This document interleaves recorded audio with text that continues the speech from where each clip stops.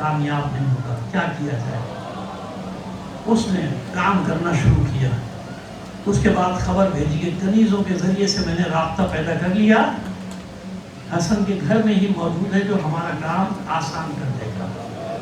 اشعث بن قیس منافق کی بیٹی جعدہ ابن اشعث وہ موجود ہے، اس کو میں نے راضی کیا ہے۔ کس شرط پہ جانتی؟ 1,00,000 درہم دینار اپنی جگہ، وہ سب اپنی جگہ، وہ تو دے دیے، پہلے بھی دے دیے، بعد میں بھی دے دیں گے۔ سب سے بڑا لالچ اس کو یہ دے گیا کہ دیکھ تیرا عقد اس کے ساتھ کرایا جائے گا جو اتنی بڑی سلطنت کا بادشاہ بننے والا ہے، تو ملکہ بن جائے گی، ہے نا؟ الملک عقیم، ملک بانجھ ہوتا ہے، اقتدار بانجھ، اقتدار کا نہ باپ نہ بیٹا نہ ماں نہ بھائی نہ بہن۔ اس اقتدار کے لیے باپ بیٹے کو، بیٹا باپ کو مار دیتا ہے، شوہر بیوی کو، بیوی شوہر کو مار دیتا ہے، بھائی بہن کو، بہن بھائی کو مار دیتا ہے۔ پوری تاریخ بھری انہی چیزوں سے بھری، اسی لیے محاورہ الملک عقیم، اقتدار بانجھ ہوتا ہے۔ اقتدار کی کوئی اولاد، ماں باپ بہن بیٹا کچھ نہیں ہوتا، اقتدار کے راستے میں جو بھی آئے گا اس کو اڑا دیتے ہیں لوگ۔ تو اتنا ملک ملنے والا ہے، اتنی بڑی بادشاہ، لہذا خیانت پر تیار ہو۔ اور اس سے بار بار مولا فرماتے تھے میرے ساتھ خیانت تو نہیں کرے گی۔ یہ قدموں میں بیٹھ جاتی تھی، مولا کیسے ہوگا میں فرزند رسول سے خیانت کروں؟ لیکن ہوا۔ اب یہ سوال نہ کیجئے کہ امام حسن نے بیوی سے عقد کیوں کیا، تو بھائی یہ بات تو پتہ نہیں کہاں تک دور تک چلی جائے گی۔ مشیت الہی میں ہے نا کہ جو کام جیسے ہونا ہے ویسے ہوگا۔ انبیاء کی ازواج کو کہاں لے جائیں گے؟ انبیاء سے مراد میری جناب نوح، جناب لوط علیہ السلام، آپ کہیں اور نہ چلے جائیے گا، چلے گئے تو میں ذمہ دار نہیں ہوں، یہاں سے کہہ رہا ہوں۔ تو جناب لوط کی زوجہ، جناب نوح کی زوجہ ہے نا خائن، انبیاء کی بیویاں تھیں نا، وہ معصوموں کی بیویاں تھیں جنہوں نے خیانت کی تھی انبیاء سے، اپنے شوہر سے۔ معاملات طے پائے، ادھر سے آڈر آیا، انتظار کر۔ کچھ عرصے کے بعد شیشی بھیجی گئی، اس کے ساتھ ایک خط بھیجا گیا، جس خط میں یہ تحریر ہے، یہ زہر میں نے ہند سے بلوا کے منگایا۔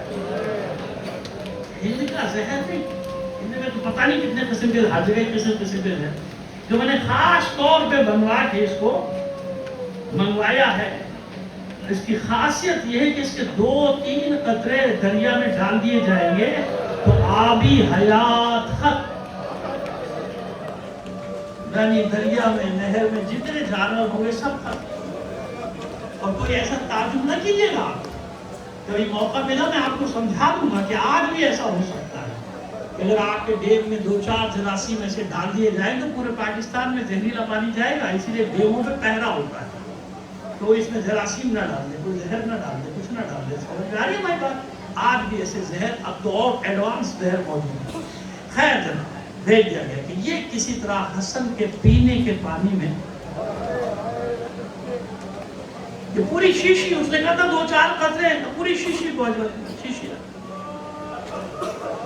اب جو گزشتہ شب تھی نا، اس میں زہرا کا لال اس ملونہ کے گھر آئے، روزہ افطار کیا، کچھ دیر کے بعد پانی طلب کیا۔ اس ملونہ نے پہلے سے جانتے تھے کہ افطار کے بعد پانی تو دینا ہے، اس نے وہ پوری شیشی پانی کے گڑھے میں ڈال دی۔ سنو، جزاک اللہ، سب سنو، جانتے کیسا زہر تھا؟ گڑھے اس زمانے کے پتھروں سے بنتے تھے، بہت موٹے موٹے، لہذا گڑھے کے اندر کیا حال ہوا وہ تو نہیں معلوم، لیکن اب بتاتا ہوں کہ وہ زہر کیسا تھا۔ اس ملونہ نے پوری شیشی جس میں ڈالی تھی اس میں سے کوزہ بھر کے پانی نکالا ہے اور لا کے حسن کے سامنے پیش کیا۔ حسن نے منہ سے لگا، لبوں سے لگایا کوزہ، 2 گھونٹ لی، 2، پہلا دوسرا، بس۔ یقین جانیے میں اپنی طرف سے ایک لفظ نہیں کہہ رہا، یہی روایت میں الفاظ ہے کہ حسن کا وجود کانپ گیا، تھر تھرا گیا۔ اور کوزہ ہاتھ سے گر گئے. جب پانی سنو جب پانی کچی زمین پر پڑا ہے نا تو زمین جوش مارنے لگی. اب بتاؤ حسن کے کلیجے کا کیا حال ہوا ہوگا. دونوں ہاتھوں سے کلیجہ تھا. بیٹھ جاؤ بیٹا مجھے پڑھنے دو. دونوں ہاتھوں سے کلیجہ تھا. حسن نے او ملونا تو نے وہی کیا جس کا ڈر تھا، لیکن یاد رکھ جس خاطر تو نے یہ کیا ہے تو اپنی مراد کو نہیں پہنچے گی. تو نے جہنم کی آگ کو اپنے پر وادی کر. بیٹا بیٹھے رہو باہر سب، مجھے بس آیت پڑھنے دو. آپ لوگ بیٹھ جاؤ، آگے والے بیٹھ جاؤ، سامنے والے بیٹھو. بیٹھ جاؤ بیٹا، سب بیٹھ جاؤ اپنی جگہوں پہ، کوئی نہیں اٹھے گا. مجھے شہادت پڑھنے دو حسن مجتبیٰ کی. مجھے حسن مجتبیٰ کی شہادت پڑھنے دو بیٹا. بالکل بے چینی نہ کرو. سنو کیا ہوا. بس حسن کے گھر سے فریادیں بلند ہوئی، ہاشمیوں کے دروازے کھلنا شروع ہوئے. مجھے نہیں معلوم کہ پہلے بہن آئی ہے کہ پہلے بھائی آئی. بس مجھے تو یہ منظر نظر آ رہا ہے کہ حسین کی گود میں حسن کا سر ہے اور حسن اتنی اذیت میں ہے کہ اپنے بھائی کو کلیجے سے لگا کے کھینچ رہے. حسن اتنی تکلیف میں. عزادارہ نے حسین بس ہوا یہ کہ زینب سے کہا بہن جاؤ پہلے لے کر آؤ، لگن لے کر آؤ. بیٹا بیٹھ جاؤ، اس دروازے کو باہر کرو. میں نہیں اتروں گا منبر سے، زرین نہیں نکلے گی، شبی نہیں نکلے گی جب تک میں شہادت نہیں پڑھوں گا. بیٹھ جاؤ سب جس جگہ پر. نہ کرو لوگوں کے ساتھ ایسا، لوگوں کو مسائل سننے دو. جس جگہ پر وہ بیٹھ جاؤ. نہیں اٹھانا شبی، نہیں نکالیے گا شبی جب تک میں شہادت نہ پڑھوں. سنو عزاداران حسن، سنو عزاداران حسن. بہن دوڑی دوڑی گئی، لگن لے کر آئی. بظاہر لگن میں ٹکڑے گر رہے تھے، لیکن میں کیسے مانوں کہ لگن میں گر رہے. مجھے بتاؤ جب حسین زلجنا سے گرے تھے تو ماں نے آغوش پھیلائی تھی یا نہیں؟